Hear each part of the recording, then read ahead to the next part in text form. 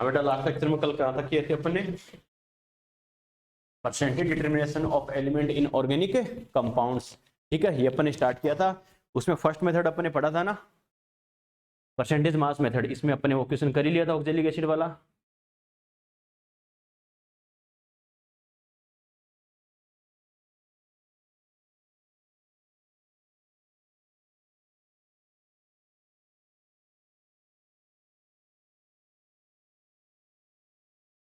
चलो बेटा, हाँ गुड इवनिंग, गुड इवनिंग बेटा, good evening.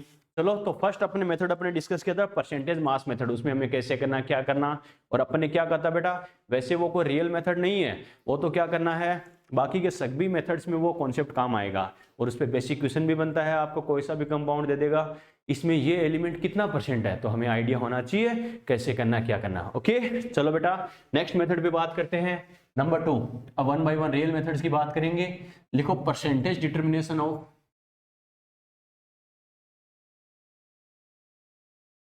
percentage determination of carbon and hydrogen, percentage determination of C and H, इसको बोला जाता है बेटा Liebig method. Liebig method, Liebig method.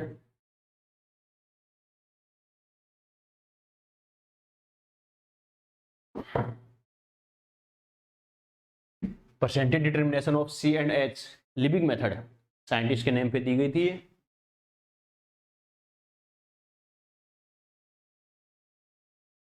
लिख लिए?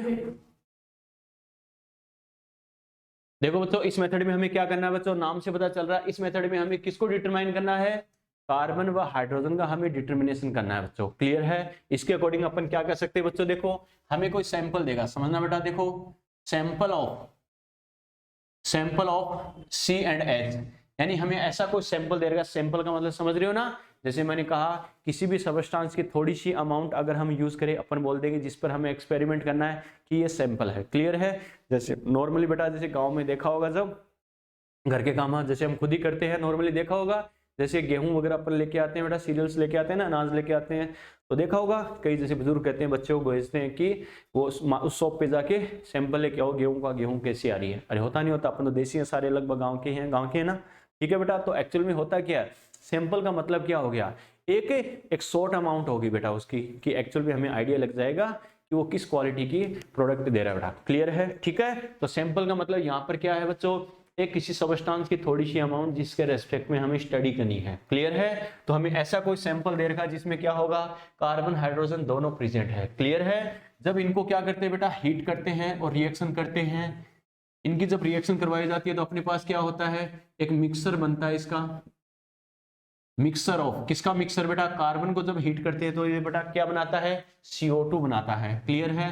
और हाइड्रोजन क्या करता है, H2O बनाता है, यानी mixture of CO2 and H2O। Clear है? वैसे तो अपन जो न्यूमेरिकल क्वेश्चंस करेंगे, वैसे कौन रिएक्शन कर रहा है, कौन क्या बन रहा है, इसकी जरूरत नहीं है, लेकिन इसलिए बता रहा हूं, यहां पर ध्यान रखना, परसेंटेज डिटर्मिनेशन की एक खास बात है कि हर एलिमेंट की परसेंटेज अमाउंट एक फिक्स कंपाउंड के रेस्पेक्ट में कैलकुलेट की जाती है। मैंने क्या कहा, हर एलिमेंट की परसेंटेज अमाउंट क्या करेंगे बच्चों, एक फिक्स कंपाउंड के रेस्पेक्ट में कैलकुलेट करेंगे अपन। कैसे? जैसे कार्बन की परसेंटेज अमाउंट किसके रेस्पेक्ट में, CO2 के रेस्पेक्ट में, हाइड्रोजन की परसेंटेज अमाउंट किसके रेस्पेक्ट में, H2O के रेस्पेक्ट में कंसिडर करेंगे। ओके, कैसे करना बेटा, क्या करना समझना।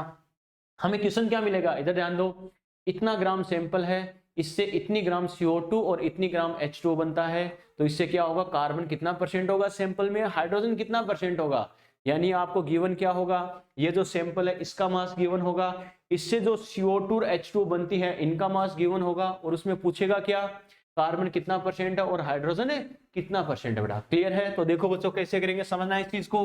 जैसे कल इसने कहा, प्रिंस ने कहा था कि सर वो जो अपना यूनिवर्सल फॉर्मूला, सारे क्वेश्चन इससे हो सकते हैं क्या, सभी कॉन्सेप्ट में वो यूज होगा बेटा, हर कॉन्सेप्ट का जो मेन फॉर्मूला बनाएंगे उसी का यूज करते हुए बनाएंगे बेटा अपन। ओके, बच्चा कहेगा सर कैसे, समझना बच्चों, देखो अगर हम बात करें, मैंने क्या कहा, कार्बन का परसेंट अपन कैलकुलेट किसके रेस्पेक्ट में करेंगे, CO2 के रेस्पेक्ट में। क्लियर है? CO2 का मोलिकुलर वेट कितना होता है बच्चों, 44 ग्राम, यस और नो। इसमें हमें पता है बच्चों कार्बन का मास कितना होता है, 12 ग्राम, यस और नो। अरे CO2 का मोलिकुलर वेट 44 ग्राम है, तो इसमें कार्बन कितना है बेटा? 12 ग्राम। इसका मतलब अपन क्या कह सकते हैं, अगर मैं कंपेयर करूं तो अपन क्या कह सकते हैं, 44 ग्राम अगर CO2 है तो इसमें कार्बन कितना है बेटा? 12 ग्राम कार्बन है, यस और नो। क्लियर है? अगर 1 ग्राम CO2 हो तो कार्बन कितना हो जाएगा बेटा? 12/44 ग्राम कार्बन। अरे शॉर्ट में कर रहा हूं, समझ रहे हो ना?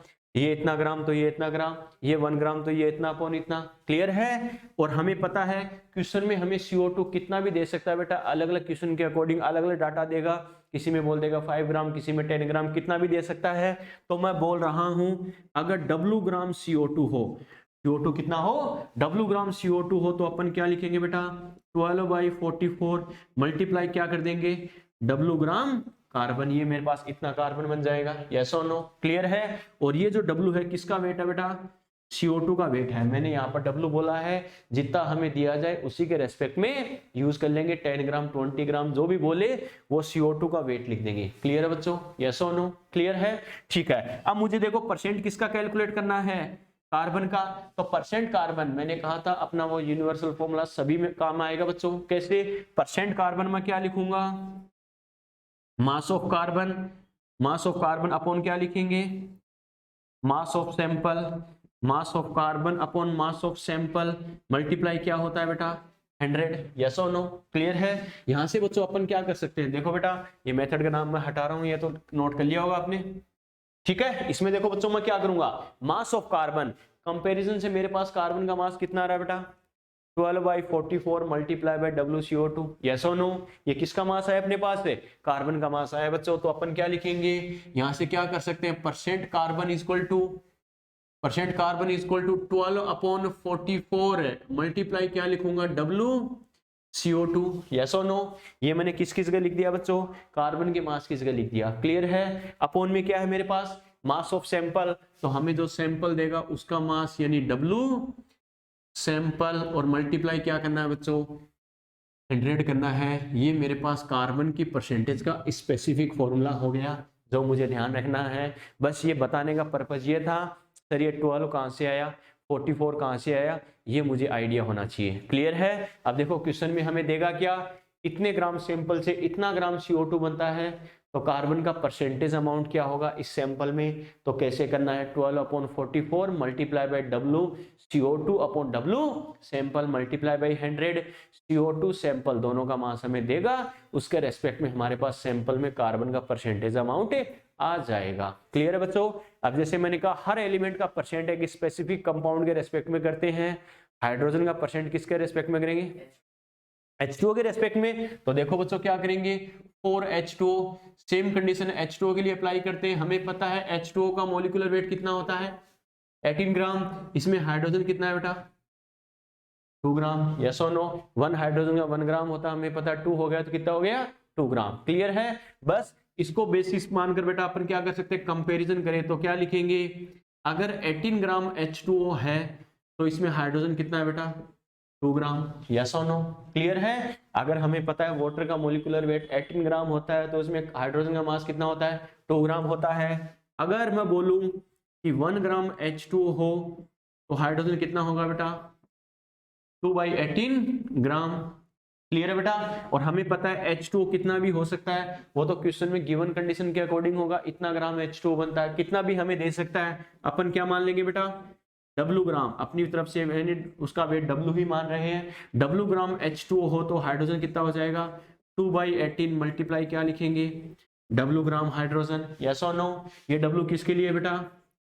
H2O के लिए है। समझ में आ गया? क्लियर है? ये मेरे पास किसका मास आ गया? ये हाइड्रोजन का मास आ गया। बात को समझ रहे हो ना? क्लियर है? बस अब अपना यूनिवर्सल फॉर्मूला अप्लाई कर सकते हैं बेटा। क्या? हाइड्रोजन का परसेंट अगर मुझे कैलकुलेट करना है तो मैं क्या कहूंगा बेटा? मास ऑफ हाइड्रोजन अपॉन क्या करूंगा? मास ऑफ सैंपल मल्टीप्लाई क्या करना है बच्चों?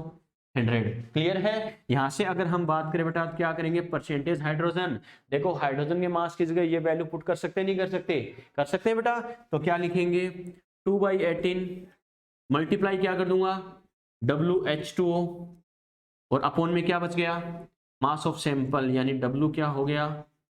सैंपल और मल्टीप्लाई क्या हो गया बेटा 100, ये मेरे पास क्या आ गया हाइड्रोजन के लिए परसेंटेज अमाउंट आ गई, समझ में आ गया, यस और नो, क्लियर है बेटा, ठीक है। तो बच्चों देखो ये 12 कहां से आया, 44 कहां से आया, 2 कहां से आया, 18 कहां से आया, समझ में आ गया। हमें क्वेश्चन क्या मिलेगा, इतने ग्राम सैंपल से इतना ग्राम CO2 या इतना ग्राम H2O बनता है, तो इस सैंपल में हाइड्रोजन कितने परसेंट होगा, कार्बन कितने परसेंट होगा, कैसे करना, समझ में आ गया, क्लियर है, नोट करो।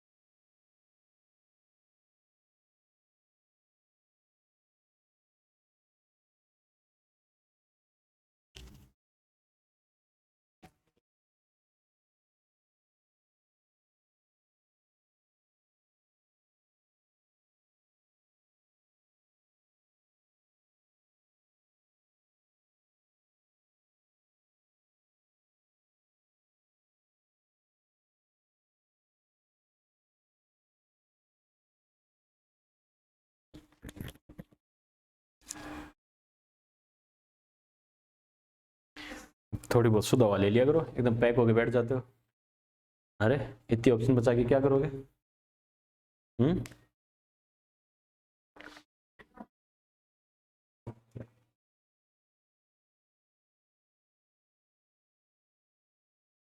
हाँ पोल्यूशन क्या हुआ चलो बेटा देखो फ्रिज ने क्या कहा, सर ये रिएक्शन समझ में नहीं आई, समझनी नहीं थी एक्चुअल में तो ठीक है, लेकिन सीधा फॉर्मूला ये आया कहां से बेटा, इसलिए तुम्हें बताया कि कोई हमें सैंपल देता है बेटा जिसमें क्या कार्बन और हाइड्रोजन प्रेजेंट है, क्लियर है। इस सैंपल को जब हीट करते हैं साथ में ये कैटलिस्ट की फॉर्म में क्यूप्रिक ऑक्साइड मिला देते हैं, और जब इसको हीट किया जाता है साथ में और भी प्रोडक्ट बन सकते हैं, हमें इससे मतलब नहीं है, लेकिन हमें पता है कार्बन, अरे हीट करेंगे, हीट करने का मतलब क्या है, ऑक्सीजन की प्रेजेंस में रिएक्शन करवाना, वही कंबसन जैसा केस है या नहीं है बच्चों।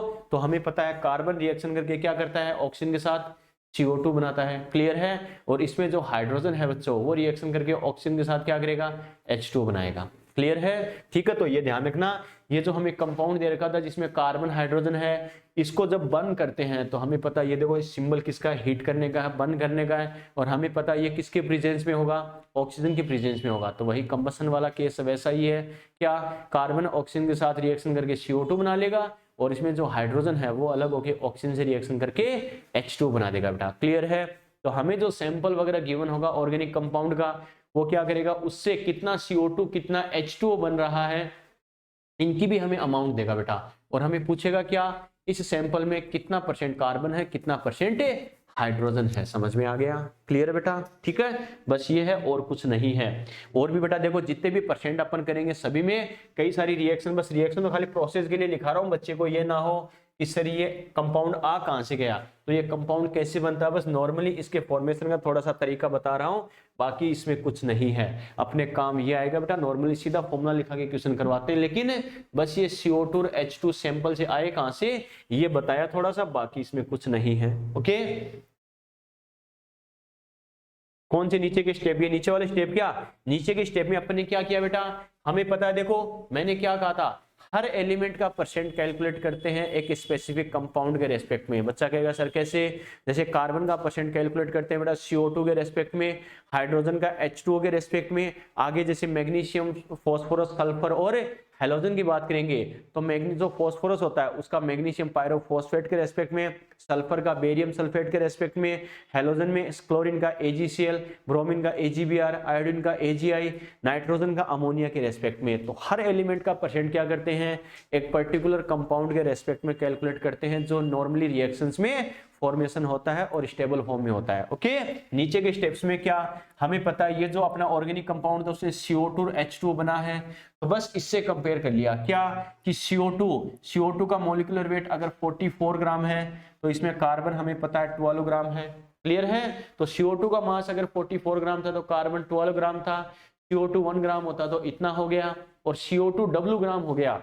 अगर मान लो यहाँ पर जो भी बन रहा है उसका वेट कितना हमें नहीं पता, क्वेश्चन में गिवन होगा, हमने W ग्राम मान लिया, W ग्राम CO2 बनता है तो कार्बन होता इतना, ये हमने यहां तक कार्बन का मास कैलकुलेट करके छोड़ दिया, क्लियर है। हमें परसेंट कैलकुलेट करना है तो अपना वो यूनिवर्सल फॉर्मूला क्या, कार्बन का मास अपॉन सैंपल का मास। तो कार्बन के मास की जगह हमारे पास जो आया था 12/44 मल्टीप्लाई बाय WCO2, वो हमने पुट कर दिया, अपॉन में लास्ट में सैंपल का मास था, mass of sample multiply by 100, clear है।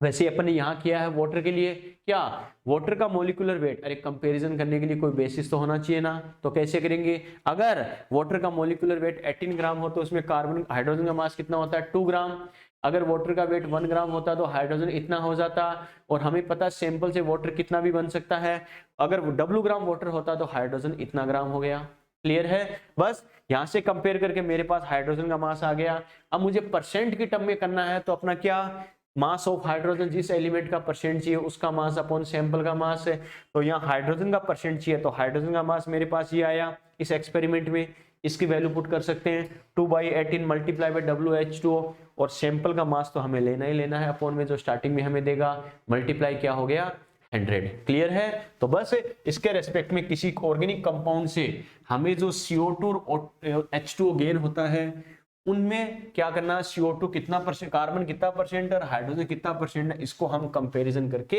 कैलकुलेट करते हैं बच्चों, और कुछ नहीं है इसमें, क्लियर है। ठीक है बेटा, चलो क्वेश्चन देखते हैं इस पर कैसे पूछेगा। चलो क्वेश्चन लिखो। देखो इन क्वेश्चंस में बाकी कुछ नहीं है बेटा, एक्चुअल में क्या इन क्वेश्चंस में दो ही बात ध्यान रखनी है, क्या आपको साफ साफ या तो एलिमेंट का नाम देगा या चिल्ला चिल्ला के मेथड का नाम देगा, क्लियर है। या तो एलिमेंट का नाम दे देगा कि इस एलिमेंट के परसेंट के लिए, या फिर मेथड का नाम दे देगा।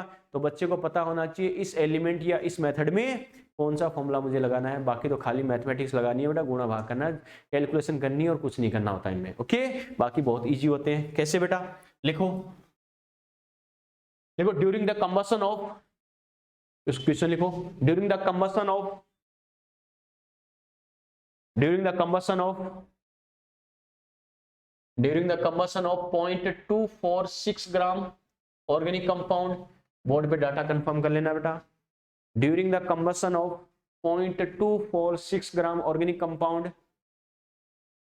During the combustion of 0.246 gram organic compound,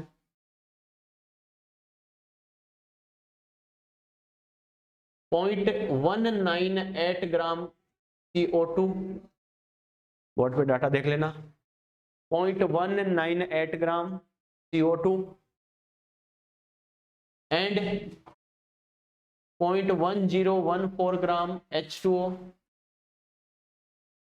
0.1014 gram H2O is obtained, 0.1014 gram H2O is obtained, 0.1014 gram H2O is obtained. Then calculate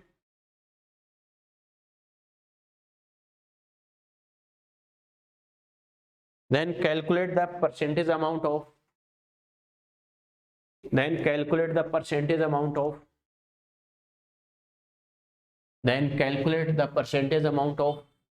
C and H यानी carbon hydrogen, calculate the percentage amount of C and H, calculate the percentage amount of C and H in organic compound, calculate the percentage amount of C and H in organic compound. चलिए बेटा, ठीक है।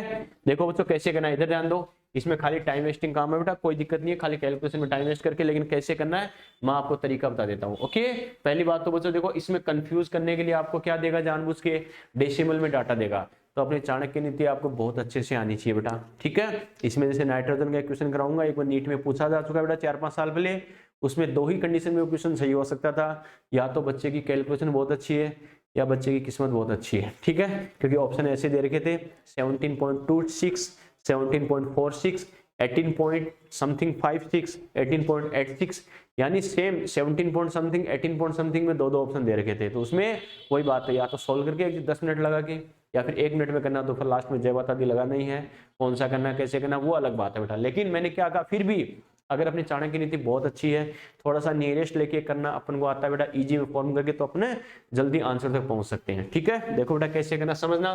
सबसे पहले मुझे क्या दे रखा, मैं हमेशा कहता हूं सबसे पहले क्वेश्चन को बेटा फील करो, क्या कि हमें कौन सा मेथड है, इसमें मेथड नहीं बोला लेकिन एलिमेंट का नाम आ गया, कि इतना कोई ऑर्गेनिक कंपाउंड है, इसका जब क्या करते हैं बेटा, कंबसन करते हैं, हीट करते हैं, तो हमें पता है इतना ग्राम CO2 और इतना ग्राम H2O बनता है, तो कार्बन कितना परसेंट होगा और हाइड्रोजन है कितना परसेंट होगा। बस बच्चे ने अगर 2-4 बार रिवीजन कर रखा है कॉपी का, अच्छे से क्लास अच्छे से अटेंड करके, इतना तो दिमाग में स्ट्राइक कर ही जाएगा कि किसी ऑर्गेनिक कंपाउंड की रिएक्शन करवा के CO2 और H2O की बनने वाली अमाउंट मुझे दे रखी है, तो कार्बन और हाइड्रोजन का परसेंट मुझे पूछा है, कॉन्सेप्ट देखते दिमाग में इतना तो स्ट्राइक कर ही सकता है बच्चों, क्या कि परसेंट कार्बन, सबसे पहले कार्बन की परसेंट मुझे कैसे बतानी है, 12/44 मल्टीप्लाई क्या करते हैं बेटा, CO2 का वेट, और अपन क्या करेंगे, जो सैंपल है उसका वेट, और मल्टीप्लाई क्या करते हैं बेटा 100, यस और नो, अरे करते नहीं करते हैं बच्चों। बस मैंने क्या कहा, खाली वैल्यू पुट करके सोल्व करना है, कैलकुलेशन करनी है, इनमें सीधा कॉन्सेप्ट लगा के और कुछ नहीं करना होता। तो क्या करेंगे, 12/44, देखो बच्चों 12/44, CO2 का मास हमें कितना दे रखा है बच्चों 0.198 मल्टीप्लाई, बच्चों देखो, और हमें क्या दे रखा, सैंपल का मास कितना दे रखा है बेटा 0.246 मल्टीप्लाई क्या करना है 100, क्लियर है। अब सोल्व करते हैं बच्चों, देखो पहली बात तो डेसिमल को डेसिमल से उड़ा दो बेटा, क्लियर है। और अपनी चाणक्य नीति देखो बच्चों कैसे करना है, 12 मल्टीप्लाई 198 को क्या बना सकता हूं 200, अरे अप्रोक्स नियरेस्ट वाली वैल्यू ले लेना जो हमारे लिए थोड़ी सी इजी हो, क्लियर है। 200 हो गया, ये 44 और 246 को क्या बना सकते हैं अपन 250 मल्टीप्लाई बाई 100, अरे बात समझ में आ रही है, क्लियर है बच्चों, ठीक है। अप्रोक्स कर लिया, ये देखो साइन मैंने क्या लिखा लहराते हुए, समझ रहे हो ना, अप्रोक्स मेथड अप्लाई कर रहे हैं, इससे नियरेस्ट हमारा आंसर आ जाएगा। इससे अगर मैं करूं बेटा 0 से 0 को उड़ा दे, और ये कितना हो गया 4 टाइम हो गया, 25 को 100 से डिवाइड कर दिया 4 टाइम हो गया बच्चों। 4 को अगर मैं करूं 44 तो 11 टाइम होगा, नहीं होगा, होगा बच्चों।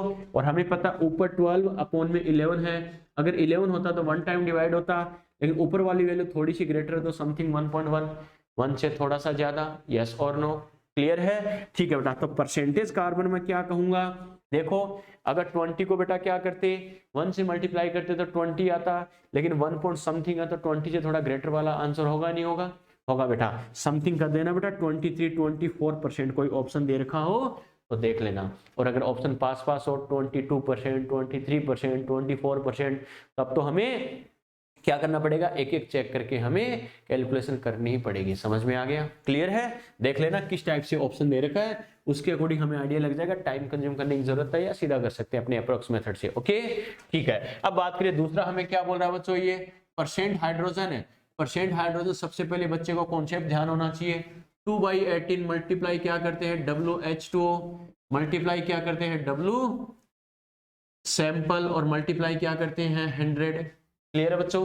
यहां से देखो बेटा अपन क्या कर सकते हैं, 2/18 WH2O, वाटर का वेट मुझे कितना दे रखा है बच्चों 0.1014, और मल्टीप्लाई बाय सैंपल कितना है 0.246, मल्टीप्लाई क्या करना है 100। यस और नो? बच्चों देखो अपनी चाणक्य नीति लगाएंगे तो देखो 2 मल्टीप्लाई बाई 0.1014, अरे हमें इतना, वही बात है, ज्यादा सिंसियर बनने की जरूरत है क्या, डेसिमल के बाद 4 डिजिट तक सोल्व करके रहूंगा, 1 या 2 डिजिट तक कर लेना बहुत है बच्चों। क्लियर है? ठीक है, यानी 0.1014 को क्या मान सकते हैं अपन 0.1, ठीक है, अपोन में क्या करेंगे बच्चों हाइड्रोजन, मल्टीप्लाई बाई इसको मैं क्या मान सकता हूं बेटा 0.25 मान सकता हूं, नहीं मान सकता हूं, यस और नो? क्लियर है? 0.25 मान सकते हैं, मल्टीप्लाई क्या करेंगे 100 तो है ही है फ्रेंड्स, ये 22 तो ये 78 कर दिया क्या, नहीं बेटा, हाइड्रोजन वाला देखो ओनली यही बनता है, जरूरी नहीं है कंपाउंड में और भी बहुत कुछ हो सकता है, तो और भी कुछ बन सकता है साथ में। देखो बेटा कैसे, हमेशा ध्यान रखना 100 माइनस करके यही आए, कोई जरूरी नहीं है। देखो बच्चों कैसे करना है इसकी, अगर हम बात करें, देखो डेसिमल हटाएं तो ये बताओ, ये डेसिमल हटाएंगे तो ऊपर क्या आएगा 100, ये 0.1 हटाए तो अपॉन में कितना आ जाएगा 10। बात तो समझ में आ रही है ना? ठीक है बेटा, यहां से करिए ये इससे गया, और 25 कितना हो गया बेटा 4 टाइम। क्लियर है? ठीक है बेटा, और अगर अपन करें बच्चों देखो 18 और 2 कितना हो गया 9। क्लियर है? 9 को अगर अपन करें 10 से तो वही बच्चों 1 से थोड़ा ज्यादा होगा नहीं होगा, समथिंग 1 पॉइंट समथिंग, और अपने पास क्या बच गया 4 मल्टीप्लाई बाई ये, तो परसेंटेज हाइड्रोजन ऑलमोस्ट कितना हो गया बेटा 4 को इससे मल्टीप्लाई करना, समथिंग थोड़ा ज्यादा है, समथिंग कितना हो गया 4.4%। अरे कैसे किया, समझ में आ गया? यस और नो? क्लियर है बेटा? अब बच्चा क्या कहेगा कि सर ये 23 आ गया मान लो, तो 100 माइनस क्यों नहीं किया डायरेक्टली? बेटा ध्यान रखना, ये तो कब बोलता जब आपको ये बोलता कि कंपाउंड में ओनली एंड ओनली कार्बन और हाइड्रोजन ही है। बच्चों समझ में आ गया? ओनली कार्बन हाइड्रोजन ही होता तो इतना परसेंट कार्बन है, बाकी बची हुई अमाउंट किसकी हो जाती हाइड्रोजन की हो जाती। लेकिन यहाँ पर तो क्या, अरे बर्निंग प्रोसेस हो रहा है तो हमें पता है बच्चों क्या, इतना कार्बन इतना हाइड्रोजन, कुछ एनर्जी का वैसे लॉस हो जाएगा, कुछ मास का एनर्जी में वैसे लॉस हो जाएगा, और साथ में कोई अदर कंपाउंड भी बन सकता है। तो हमें जो डाटा दे रहा उसके अकॉर्डिंग हमें श्योर करके देखना है कि एक्चुअल में ये कितना होगा ये कितना होगा। समझ में आ गया? क्लियर बेटा? और अप्रोक्स मेथड से कर लेना, एग्जैक्ट को इनमें लेके बैठ जाओगे तो ऑप्शन मैच ही नहीं कर पाओगे। समझ में आ गया? अगर ऑप्शन पास पास दे रखा है तो या तो लास्ट में करना है या उसमें टाइम कंज्यूम करना पड़ेगा, उसके 5 मिनट लगा देंगे, इसके चक्कर में 5 क्वेश्चन छूट जाएंगे। तो ये ध्यान रखना, ऑप्शन चेक कर लेना पास पास दे रखे हैं या मैक्सिमम 99% तो ऐसे ही देता है बेटा, दूर दूर करके आप कर सकते हो, समथिंग 24%, 34%, 44%, 14%, तो पता ही है मेरा 20 पॉइंट समथिंग आ रहा है, इसका मतलब 23, 24 वाला मेरा आंसर होगा। क्लियर है? नोट करो।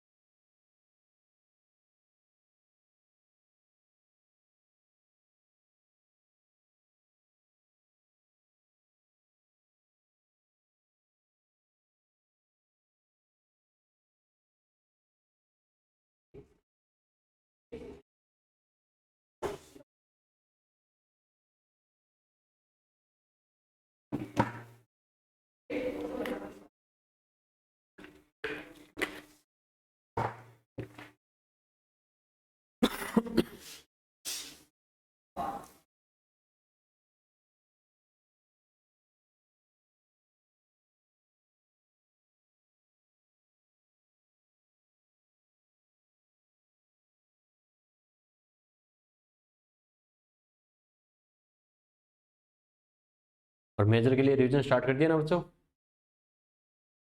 पर डे जो आपके पास कितने टाइम मिलता है बेटा सेल्फ स्टडी का, उसका कम से कम 30% टाइम जो होता है वो पीछे रिवीजन में कंज्यूम करना स्टार्ट कर दो। कि मेरे पास सर, मेरे पास तो मिलते ही 1 घंटे ही मुझे, ठीक है, इतना टाइम ही नहीं ईमानदारी से आपके पास। और जो बच्चा अदर जगह क्लास लेता हो वो भी कम से कम 5 आवर्स तो निकाल ही सकता है बेटा, कोई बड़ी बात नहीं है इसमें 5 आवर्स निकालना। जो अदर जगह क्लासेस नहीं लेता उसके कम से कम बेटा 8-10 घंटे कम से कम होनी चाहिए 10 आवर्स सेल्फ स्टडी के। तो जितना टाइम आपको मिलता 5 आवर्स 6 आवर्स 10 आवर्स, उसका 30% टाइम देख लेना, वो उसके अकॉर्डिंग पीछे के प्रीवियस रिवीजन में कर लेना। कॉन्सेप्ट स्ट्रॉन्ग करने का तरीका है। चलिए बेटा,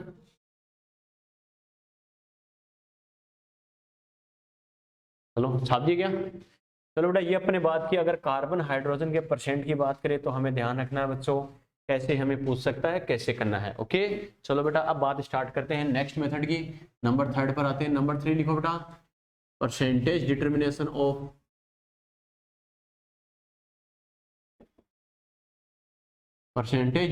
of phosphorus sulphur and halogen.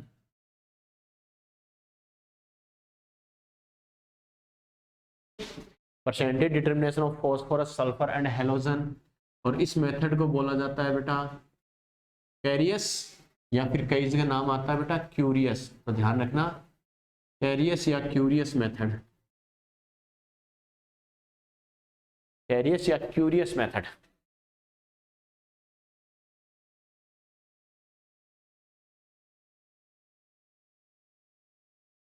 कैरियस या क्यूरियस मेथड लिख लिए?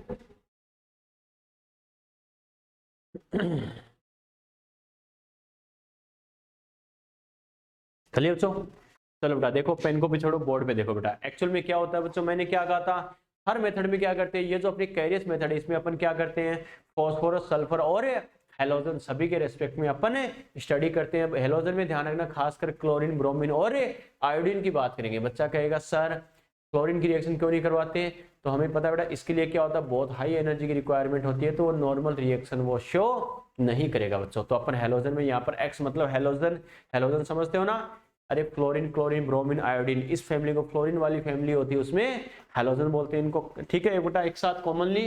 तो क्या करेंगे बच्चों, यहाँ पर क्लोरीन ब्रोमीन और आयोडीन की भी स्टडी करेंगे, इसे कैरियस मेथड बोलते हैं साइंटिस्ट के नाम के अकॉर्डिंग।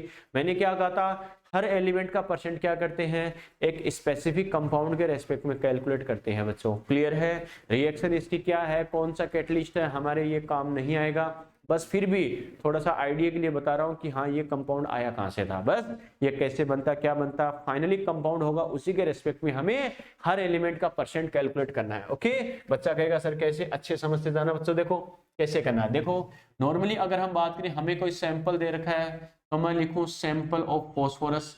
हमें सैंपल दे रखा है वो किसका है, फॉस्फोरस का कोई सैंपल है। ओके इसकी जब हम रिएक्शन करवाते हैं बेटा, इसे हीट करते हैं, HNO3 की प्रेजेंस में रिएक्शन होती है, और साथ में इसमें कंपाउंड कैटलिस्ट लिया जाता है MgSO4, यानी मैग्नीशियम सल्फेट के रेस्पेक्ट में रिएक्शन करवाते हैं। तो इसका जो कंपाउंड बनता है बेटा वो होता है Mg2P2O7, इसका PPT बनता है बच्चों। क्लियर है? पहली बात तो इसको क्या बोलते हैं बेटा, ये क्या है, मैग्नीशियम पायरोफॉस्फेट। क्या है बच्चों, ये मैग्नीशियम पायरोफॉस्फेट है, ये मैग्नीशियम पायरोफॉस्फेट है। क्लियर है? ठीक है, अब हमें क्या करेगा, सल्फर के रेस्पेक्ट में अगर हम बात करें तो समझना बच्चों, हमें कोई सैंपल दे रखा है, सैंपल ऑफ सल्फर। सल्फर की अगर हम बात करें बेटा, इसकी जब रिएक्शन करते हैं, इसे हीट करते हैं HNO3 की प्रेजेंस में, और साथ में इसमें रिएक्टेंट यूज करते हैं बेरियम क्लोराइड BaCl2। ठीक है, यहां से अगर हम बात करें बच्चों तो यहाँ पर क्या बनता है, इसका जो प्रेसिपिटेट बनता है वो क्या बनता है, BaSO4 बनता है। इसे अपन क्या कहते हैं बच्चों, बेरियम सल्फेट। क्या करते हैं, बेरियम सल्फेट, ये बेरियम सल्फेट बना है। एक अपन बात करें बच्चों, हमें ऐसा कोई सैंपल देगा जिसमें मैंने लिखा है सैंपल ऑफ हेलोजन, यानी हेलोजन का सैंपल, यानी ऐसा कोई सैंपल दे रखा जिसमें हेलोजन प्रेजेंट है। यहाँ पर ये हेलोजन है बच्चों, ये क्या हो सकती है, क्लोरीन हो सकती है, ब्रोमीन हो सकती है, या आयोडीन भी हो सकती है। क्लियर है? इसकी जब रिएक्शन करवाते हैं बच्चों, हीट करते हैं HNO3 की प्रेजेंस में, और साथ में इसमें यूज किया जाता है बेटा सिल्वर नाइट्रेट AgNO3। तो इसमें बनता है बच्चों AgX बनता है, AgX इसका पीपीटी बनता है। पहली बात तो बच्चों इसको अपन क्या बोलते हैं, AgX को सिल्वर हैलाइड। अरे Ag मतलब क्या हो गया, सिल्वर, उसके आगे हेलोजन जुड़ा है तो ये क्या हो गया, सिल्वर हैलाइड। क्लियर है। और AgX हमें पता है, AgX बोला है तो ये AgCl हो सकता है, या AgBr हो सकता है, या फिर AgI हो सकता है। यस और नो, बात समझ में आई क्या? क्लियर है। ये कंपाउंड बस मैंने इसलिए बताए हैं ताकि बच्चे को आइडिया हो कि सर ये आया कहां से। बात समझ में आ गई? क्लियर है बेटा।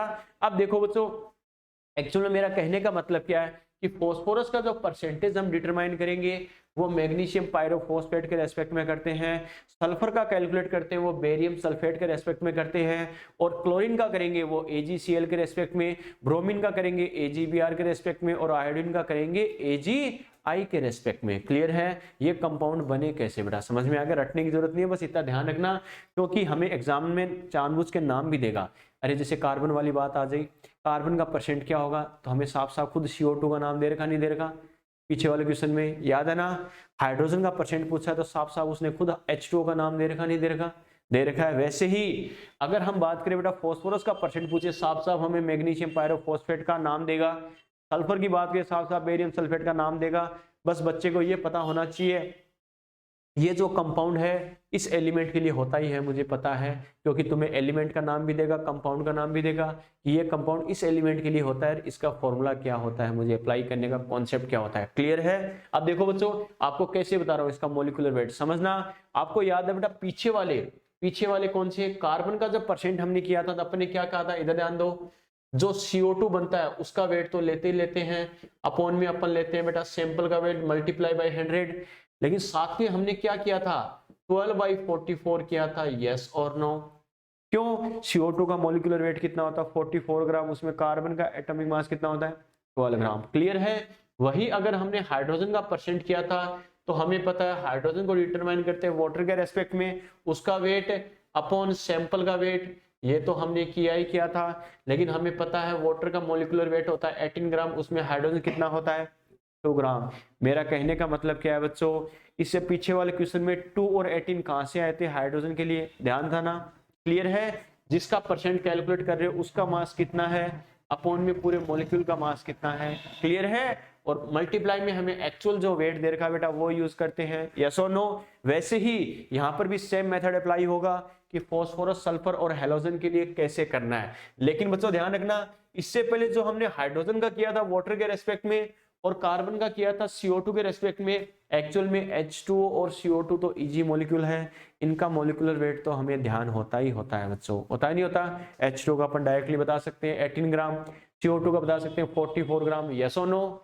लेकिन ये बेटा इसमें फास्फोरस सल्फर हैलोजन के ऐसे ऐसे फॉर्मूले आएंगे, कहां पर 180 आएगा, कहां पर 188 आएगा, कहां पर 235 आएगा, कहां पर 233 आएगा।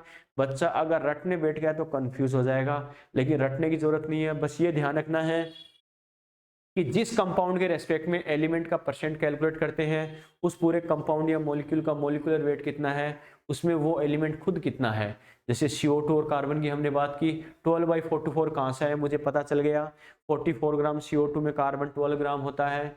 वाटर के हाइड्रोजन के लिए 2/18 कहाँ से आया, 18 ग्राम वाटर में 2 ग्राम हाइड्रोजन होता है। यस और नो? अरे बात समझ में आई थी ना? क्लियर है बेटा।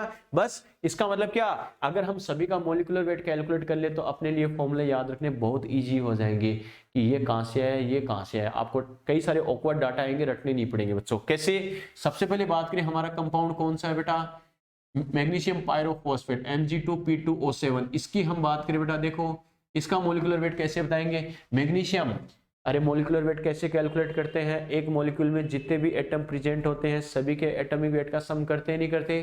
करते हैं बेटा। मैग्नीशियम एटॉमिक नंबर कितना होता है, 12, इवन नंबर है तो जस्ट डबल कर देंगे बेटा, एटॉमिक वेट आएगा नहीं आएगा, आएगा बच्चों। तो मैग्नीशियम का कितना होता है 24, मल्टीप्लाई कितने एटम है 2, तो मल्टीप्लाई बाय 2 कर देंगे। क्लियर है।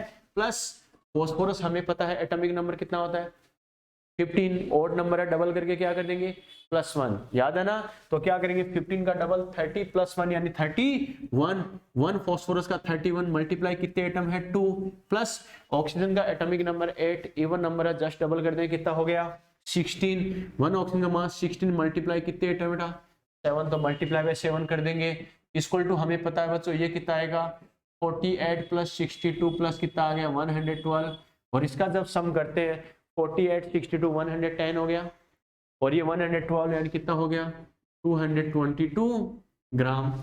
ऐसे किया, समझ में आया, क्लियर है बेटा। दूसरा कंपाउंड मेरा कौन सा है बच्चों, बेरियम सल्फेट है। बेरियम सल्फेट का अगर मैं मोलिकुलर वेट कैलकुलेट करूं तो इसके रेस्पेक्ट में सल्फर का परसेंट कैलकुलेट करना मेरे लिए बहुत इजी हो जाएगा। कैसे बेटा, बेरियम सल्फेट में हमें पता है बेरियम सल्फर और ऑक्सीजन के एटम है, सभी के वेट का सम करते जाओ। बेरियम का होता है बेटा 137 प्लस सल्फर एटॉमिक वेट 16 है। अरे 20 तक का तो अपनी ट्रिक लगा ही सकते हैं ओडी1 वाली, जिनका बहुत ज्यादा है ब्रैकेट में हमें लिख के दे देता, कोई दिक्कत नहीं है। जैसे बेरियम का 137 मैक्सिमम क्वेश्चन में लिख के देगा इसका, ठीक है। सल्फर एटॉमिक नंबर 16, तो हमें पता इवन नंबर है, जस्ट डबल कर दो, सल्फर का कितना हो गया 32 प्लस ऑक्सीजन का होता है 16 मल्टीप्लाई क्या करते हैं 4, तो यहां से कितना करेंगे 137 प्लस 32 प्लस क्या हो गया 64, यानी 64 और 32 कितना हो गया 96। अगर ये 100 होता तो 100 को 137 में ऐड करता कितना आता 237 आता बच्चों, लेकिन एक्चुअल में 100 नहीं है, कितना है 96, तो 4 कम कर दो, तो 237 की जगह क्या आएगा 233 ग्राम। यस और नो, यस और नो, क्लियर है बेटा, ठीक है। देखो बेटा नेक्स्ट कंपाउंड, मुझे क्लोरीन की बात करें तो AgCl, AgCl का MW अगर अपन कैलकुलेट करें सिल्वर का कितना होता है 108, क्लियर है। क्लोरीन का कितना होता है बेटा 35.5, इनका सम करने पर आता है 143.5 ग्राम, क्लियर है बच्चों, ठीक है। एक मेरे पास क्या आ रहा है बच्चों AgBr आ रहा है, AgBr इसका MW बताऊं तो सिल्वर का होता है 108, ब्रोमीन का होता है बेटा 80, सम करने पर आता है 188 ग्राम, क्लियर है बच्चों, ठीक है। अगर मैं बात करूं बेटा AgI की MW की बात करूं, सिल्वर का होता है 108, आयोडीन का होता है 127, दोनों का सम करने पर आता है 235 ग्राम। समझ में आया कैसे किया, यस और नो। तो पहली बात तो जैसे पीछे वाले फॉर्मूले में बेटा हाइड्रोजन के लिए किया था 2/18, सर कहां से आया, अरे WH2 W सैंपल तो देगा, उसमें माथापच्ची नहीं होगी, 2/18 कहां से आया, ये बच्चे को पता होना चाहिए। कार्बन वाले फॉर्मूले में CO2 का वेट ये है, सैंपल का वेट है, ये तो चल के देगा, उसमें दिक्कत नहीं है, लेकिन सर 12/44 कहां से आया, ये पता होना चाहिए। वैसे ही इसमें magnesium pyrophosphate, barium sulphate, AgCl, AgBr, AgI, इनका वेट क्या होगा, सैंपल का वेट क्या होगा, ये तो दिक्कत नहीं है, लेकिन उसके साथ में किसी में 80 आ रहा है, किसी में 188 आ रहा है, किसी में 233 आ रहा है, किसी में 235 आ रहा है, ये डाटा जब तक बच्चे को पता नहीं होगा कहां से आए, बच्चा फॉर्मूला याद कर ही नहीं पाएगा, ओके। और बच्चे को ये पता चल गया कि सभी के एटम्स के वेट का सम कर दिया, मोलिकुलर वेट के रेस्पेक्ट में मैंने किया है, उसके बाद तो बच्चा खुद फॉर्मूला बना सकता है। अगर जैसे कार्बन हाइड्रोजन वाला हमने बनाया था उसी की बेसिस पे खुद फॉर्मूला बना सकता है, रटने की जरूरत नहीं पड़ेगी। समझ में आ गया, क्लियर है बेटा, नोट करो।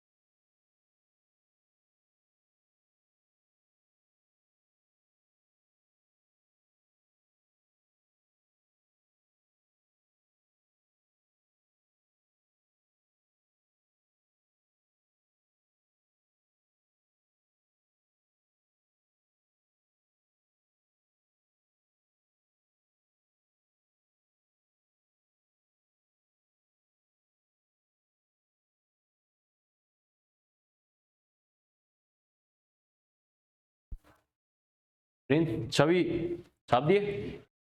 देखो बेटा अब हमें कैसे करना है, देखो आपको याद है बच्चों, देखो कार्बन और हाइड्रोजन वाला फॉर्मूला जो हमने लिखा था बेटा, देखो उसी के बेसिस पे अब कई सारे फॉर्मूले बना लेंगे। कैसे? परसेंटेज कार्बन हमने क्या लिखा था 12/44 मल्टीप्लाई हमने क्या किया था WCO2 multiply by W sample multiply by 100। Yes और नो? क्लियर है? ठीक है। और परसेंटेज हाइड्रोजन के लिए क्या किया था बेटा 2/18 मल्टीप्लाई क्या किया था WH2 multiply by W sample और मल्टीप्लाई बाय 100। यस और नो? किया था नहीं किया था? इसको हमने पूरा कंपेयर करके किया था कि 44 ग्राम CO2 में कार्बन कितना है 12 ग्राम, 1 ग्राम में इतना होगा, W ग्राम में इतना हो जाएगा। फिर वापस टाइम पास करके परसेंट वाला फॉर्मूला लिख के वैल्यू पुट करी थी। हाइड्रोजन को वैसे किया था। इन सभी में हमें टाइम पास करने की जरूरत है क्या? अरे वैसे कंपेयर करके डायरेक्टली फॉर्मूला बना सकते नहीं बना सकते? बना सकते। मैंने क्या कहा था, ये डाटा तुम्हें पता चल गए कि सर 222 कहाँ से आया, 235 कहाँ से आया, 188 कहाँ से आया, तो इजी हो जाएगा फॉर्मूला बनाना। क्लियर है? कैसे? मैंने क्या कहा, देखो बेटा सबसे पहला फॉर्मूला बनाते हैं परसेंटेज फास्फोरस। तो देखो खुद बताओगे, जैसे अपन ने क्या किया था, कार्बन का डिटर्मिनेशन करते हैं CO2 के रेस्पेक्ट में, CO2 का मोलिकुलर वेट कितना होता है 44। वैसे ही फास्फोरस का किसके रेस्पेक्ट में करना है बेटा, मैग्नीशियम पायरोफॉस्फेट के रेस्पेक्ट में। मैग्नीशियम पायरोफॉस्फेट का मोलिकुलर वेट कितना होता है 222। क्लियर है? इसमें फास्फोरस कितना है, फास्फोरस ये वाला फास्फोरस की बात करें बेटा, फास्फोरस कितना है 62। क्लियर है? इसका मतलब क्या आएगा, फास्फोरस का वेट आएगा यस और नो। क्लियर है? और ये हमें क्वेश्चन में देगा ही देगा। मैंने क्या कहा था, जो मेन कंपाउंड है इसका वेट तो हमें देगा ही देगा WMg2P2O7, और साथ में हमें क्या देगा बेटा, सैंपल का वेट हमें देगा ही देगा मल्टीप्लाई बाय 100। यस और नो? क्लियर है? वैसे ही अगर आपसे बोला जाए परसेंट सल्फर बताना है, तो देखो सल्फर का परसेंट किसके रेस्पेक्ट में करना है, बेरियम सल्फेट। बेरियम सल्फेट का मोलिकुलर वेट कितना है बेटा 233। इसमें सल्फर कितना है 32 ग्राम। यस और नो? क्लियर है? ये तो मोलिकुलर वेट के रेस्पेक्ट में कंपेयर करके हो गया। एक हमें एक्चुअल वेट देगा बेरियम सल्फेट का वेट मल्टीप्लाई बाय क्या करेंगे सैंपल का वेट, और मल्टीप्लाई क्या हो गया बच्चों 100। यस और नो? क्लियर है? वैसे ही आपसे बोला जाए परसेंट क्लोरीन, बताओ फॉर्मूला क्या होगा, परसेंट क्लोरीन किसके रेस्पेक्ट में करना है AgCl। तो AgCl में क्लोरीन कितना है बच्चों 35.5। यस और नो? तो क्लोरीन एटम का वेट अपॉन AgCl का मोलिकुलर वेट 143.5 मल्टीप्लाई हमें जो मास दे रखा है किसका AgCl का वेट मल्टीप्लाई क्या करेंगे जो हमें सैंपल दे रखा है उसका वेट, और मल्टीप्लाई क्या कर देंगे 100। यस और नो? वैसे अपन करेंगे बच्चों क्या, परसेंट ब्रोमीन है, ब्रोमीन का किसके रेस्पेक्ट में करेंगे AgBr के रेस्पेक्ट में। हमें पता है बच्चों, देखो ब्रोमीन कितना है AgBr के अंदर 80% अपॉन AgBr का मोलिकुलर वेट कितना 188 मल्टीप्लाई बाई ये हमें देगा ही देगा WAgBr अपॉन में क्या कर देंगे W सैंपल, और मल्टीप्लाई क्या कर देंगे 100। यस और नो? अरे ये कई सारे फॉर्मूले बेटा कैसे आए, अब आपको कंफ्यूज होने की जरूरत है क्या? अरे इतना तो आइडिया लग गया है ना। ये जो डाटा है टिपिकली कॉम्प्लिकेटेड डाटा है 235 233 ये सब आते कहाँ से, अब तो समझ गए बेटा। क्लियर है? लेकिन बच्चों हैलोजन जो है इनके लिए अपन एक ट्रिक बना सकते हैं क्या, परसेंटेज एक्स। देखो बच्चों तीनों हैलोजन के लिए एक कॉमन फॉर्मूला लिख सकते हैं ट्रिक बनाकर। क्या, थोड़ा सा अगर हम सोचे तो सभी हैलोजन में हमने क्या किया है, जिसका परसेंट कैलकुलेट, अच्छा आयोडीन का रह गया क्या अपना, आयोडीन वाला रह गया क्या बच्चों? चलो आयोडीन का और देखते हैं, परसेंट आयोडीन। परसेंट आयोडीन देखो बेटा किसके रेस्पेक्ट में करना है AgI के रेस्पेक्ट में, AgI के रेस्पेक्ट में। इसमें आयोडीन का खुद का मास कितना है 127। क्लियर है? ठीक है। और हमें पता है पूरे AgI का कितना है 235 मल्टीप्लाई क्या करेंगे AgI का वेट जो हमें दिया जाए वो अपॉन जो सैंपल का वेट ये हमें देगा ही देगा, और मल्टीप्लाई क्या हो गया बेटा 100। समझ में आ गया? यस और नो? क्लियर है? तो अब आपके लिए याद करना बहुत इजी हो जाएगा कि ये कॉम्प्लिकेटेड डाटा जो है 62 188 180 233 235 ये आए कहाँ से हैं, अब तो समझ में आ गई। क्लियर है बेटा? बस जिस मॉलिक्यूल के रेस्पेक्ट में परसेंट कैलकुलेट करते हैं उसी से कंपेयर करके ये सब डाटा आए, जैसे CO2 वाला H2 वाला कंपेयर करके कार्बन और हाइड्रोजन हमने किया था। क्लियर है बच्चों? नोट करो, छाप दो ये फॉर्मूले।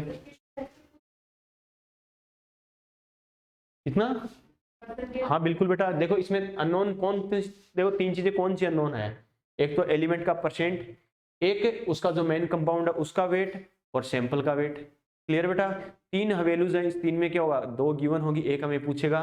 तो वैसे तो बेटा ये दोनों देख के परसेंट एलिमेंट पूछता है, लेकिन रेयर केसेस में परसेंट एलिमेंट देके ये पूछ लेगा, या परसेंट एलिमेंट के साथ वेट दे दे तो सैंपल भी पूछ सकता है। लेकिन जिसकी वैल्यू गिवन है और जो आस्क है वैल्यू पुट करके सोल्व कर लेंगे। ठीक है, नोट करो।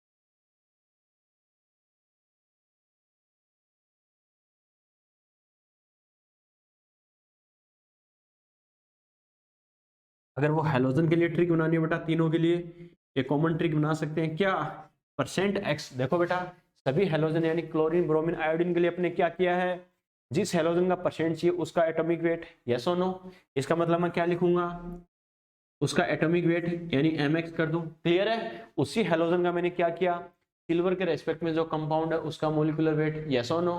तो क्या करूंगा, m क्या कर देंगे, सिल्वर के साथ x का जो कंपाउंड होगा उसका मोलिकुलर वेट, यस और नो। क्लियर है, उसी हेलोजन का क्या होगा, सिल्वर के साथ जो कंपाउंड है उसका वेट, तो क्या लिख दूंगा, WAGX मल्टीप्लाई क्या कर देंगे, W सैंपल और मल्टीप्लाई क्या हो गया 100। तो ये तीनों हेलोजन के लिए कॉमन फॉर्मूला हम बना सकते हैं। ठीक है, नोट करो।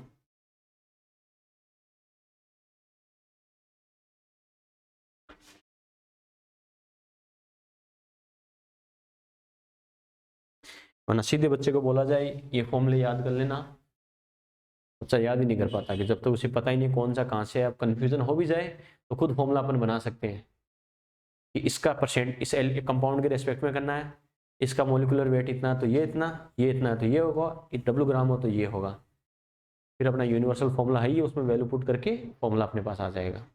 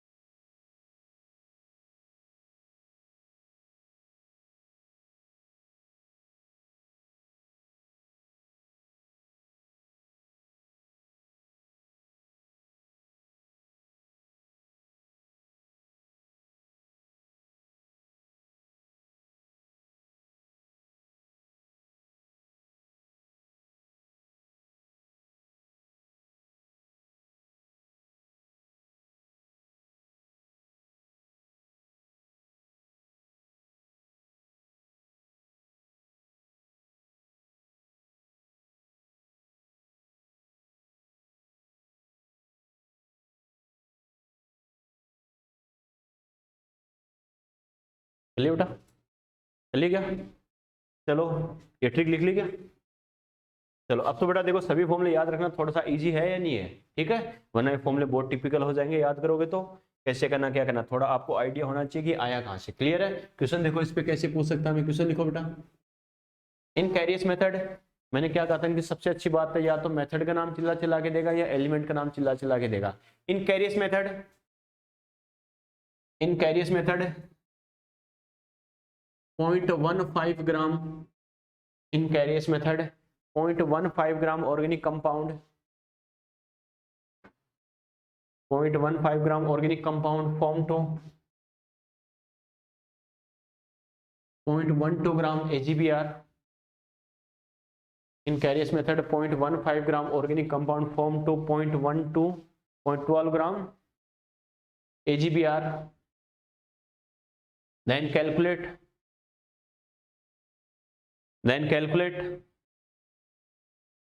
the percentage amount of bromine Br. Then calculate the percentage amount of bromine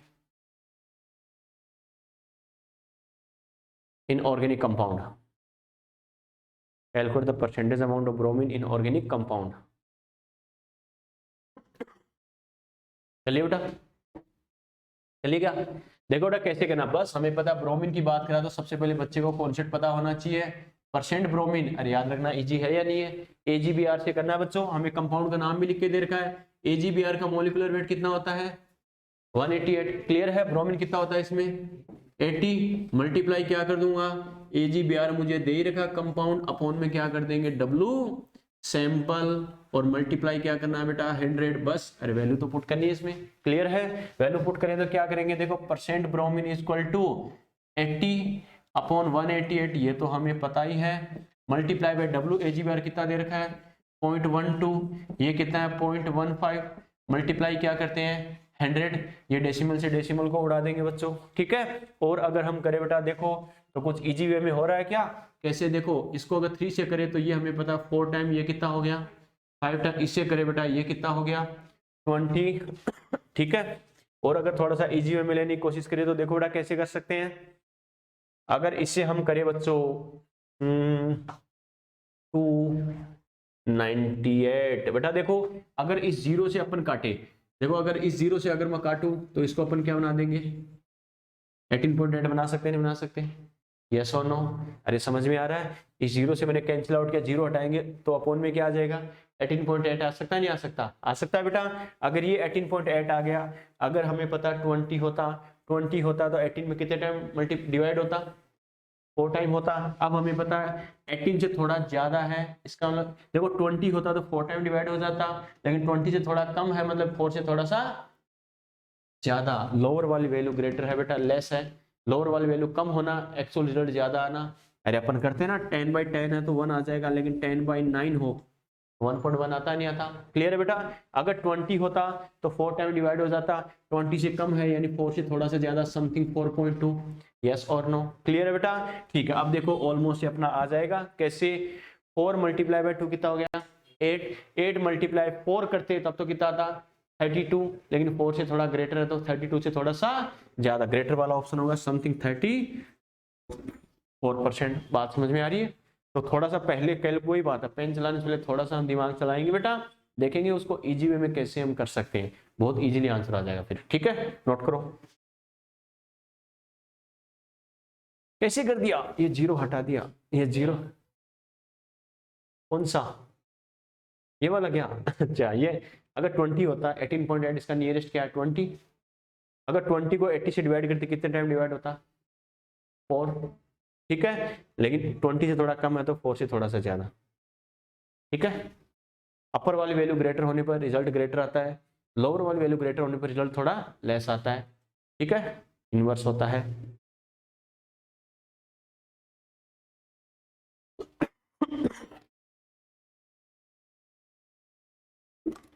ये सारी कैलकुलेशन जब बिना कैलकुलेटर के करना सीखोगे बेटा क्वेश्चन प्रैक्टिस तो बहुत इजी हो जाएगी, कोई दिक्कत नहीं है, ये चाणक्य नीति, बाकी इसमें कुछ नहीं है, और ये करके इसलिए बता रहा हूँ क्योंकि तुम्हें एग्जाम में तुम्हें खुद ऑप्शन मैच करना पड़ेगा बिना कैलकुलेटर वगैरह की हेल्प से, इसलिए सोल्व करके बताता हूँ, वरना टीचर का काम यहाँ तक होता खाली बस वैल्यू पुट कराते हैं कि यहाँ तक कर लेना बाकी, लेकिन तुम्हें पता होना चाहिए मुझे आंसर तक कैसे पहुँचना है बिना कैलकुलेटर की हेल्प से, और 99% क्वेश्चन तो ऐसे ही होंगे जिसमें तुम अप्रॉक्स मेथड से कर लोगे।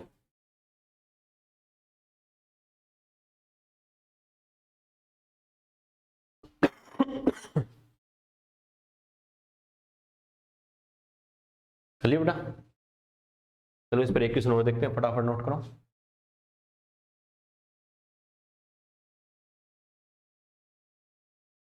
चलिए चलो नेक्स्ट क्वेश्चन लिखो बेटा, देखो during the percentage determination of sulphur, during the percentage determination of sulphur,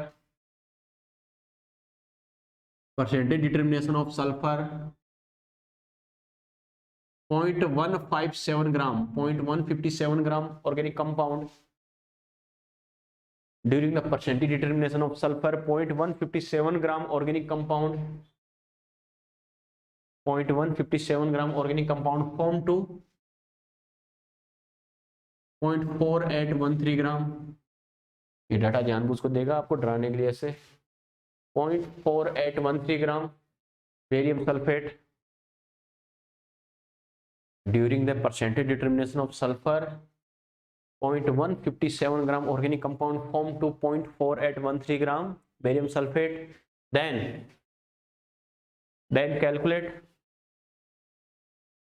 then calculate the percentage amount of sulfur, then calculate the percentage amount of sulfur,